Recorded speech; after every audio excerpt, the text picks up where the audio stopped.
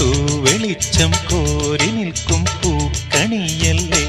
ആകാശം താഴുന്നു, നീഹാരം തൂകുന്നു, കതിരൊളികൾ പടരുന്നു,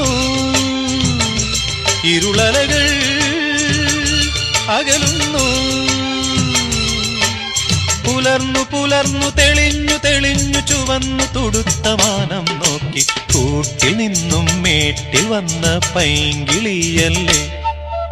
തൂവെളിച്ചം കോരി നിൽക്കും പൂക്കണിയല്ലേ.